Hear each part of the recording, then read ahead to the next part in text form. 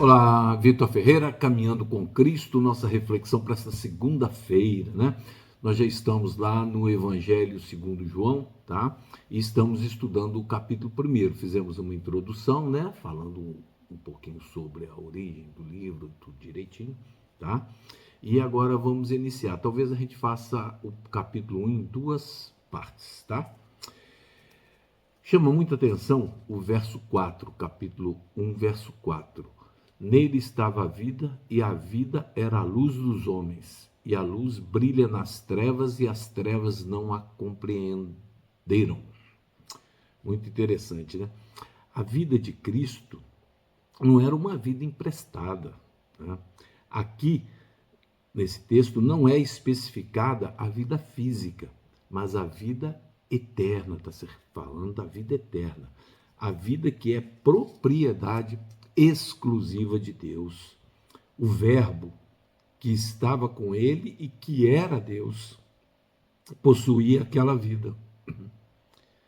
A vida física é algo que cada indivíduo recebeu. Ela não é eterna ou imortal, pois é tomada novamente por Deus, o doador da vida. O homem não tem controle sobre sua vida, mas a vida de Cristo não era emprestada. Ninguém pode tirar-lhe essa vida. Eu de mim mesmo a dou, disse Cristo. Nele estava a vida original, não emprestada e não derivada. Essa vida não é inerente ao ser humano. Pode possuí-la somente por meio de Cristo. Nós podemos possuir a vida eterna única e exclusivamente por intermédio e intercessão de Cristo, né?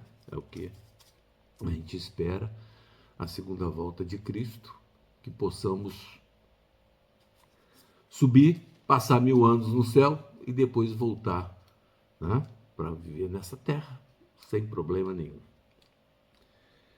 Não pode conquistá-la, é-lhe concedida como um dom gratuito se crer em Cristo como seu Salvador pessoal. Então a vida pode ser eterna se eu crer em Cristo como um único e suficiente Salvador. Enfim, é a graça de Deus. E esta é a vida eterna, que eles te conheçam, o único Deus verdadeiro, a Jesus Cristo, a quem enviaste. Nós vamos ver isso lá no capítulo 7, esse versículo 17, desculpe, esse versículo vai estar lá, tá? Um outro versículo muito interessante, todo, né? A Bíblia, mas muito interessante, ele vai estar aqui no verso...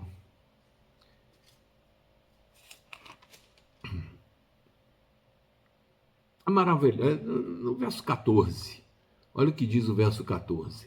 E a palavra se fez carne e habitou entre nós, e nós contemplamos sua glória, como a glória do unigênito do Pai, cheio de graça e verdade. Amém?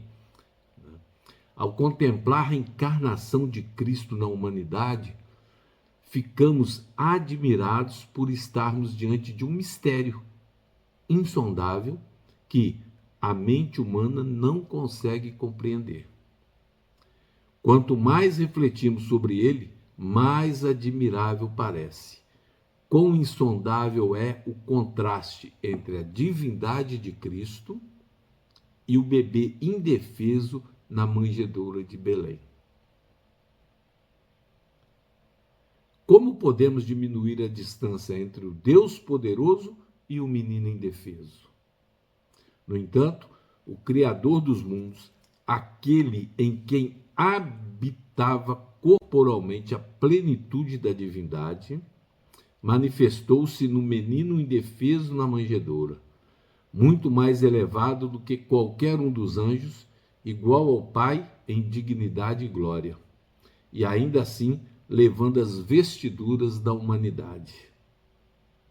Divindade e humanidade foram misteriosamente combinadas, e o homem e Deus tornaram-se um. É nesta união que encontramos a esperança da nossa raça caída. Glória a Deus por isso. Contemplando a Cristo na humanidade, contemplamos a Deus. E vemos nele o brilho de sua glória, a própria imagem de sua substância. A doutrina da encarnação de Cristo em carne humana é um mistério. Um mistério que esteve oculto desde os séculos e gerações. É o grande e profundo mistério da piedade. O Verbo se fez carne e habitou entre nós. Cristo tomou sobre si a natureza humana, uma natureza inferior à sua natureza celestial. Não há nada igual que mostre a maravilhosa condescendência de Deus. Cristo não aparentou tomar a natureza humana, ele realmente a tomou. Possuía realmente a natureza humana. E já que os filhos são participantes da carne e do sangue, ele também participou das mesmas coisas. Ele era o filho de Maria, era da semente de Davi, segundo sua linhagem humana. Ele era de Davi, da linha de Davi. É declarado que era um homem inteiramente o homem Cristo Jesus. Paulo escreve: porque este homem foi considerado digno de maior glória do que Moisés, porque aquele que construiu a casa tem mais honra do que a casa. Amém?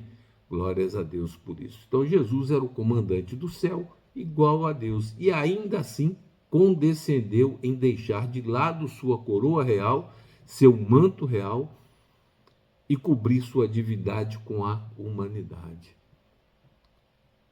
A encarnação de Cristo na carne humana, repito, é um mistério. Poderia ter vindo à Terra com uma aparência notável, diferente dos filhos dos homens. Seu rosto poderia ter brilhado com glória e sua aparência poderia ter sido de extraordinária beleza. Poderia ter apresentado um aspecto encantador àqueles que o contemplassem, mas isso não estava de acordo com o plano traçado nas cortes de Deus. Ele veio como eu e você, em termos de humanidade, né? O Filho de Deus deveria ter, em todos os sentidos, as mesmas características de outros seres humanos. Não deveria ter uma beleza que o fizesse destacar entre os homens. Não deveria exibir encantos maravilhosos com os quais pudesse atrair atenção. Veio como representante da família humana diante do céu e da terra.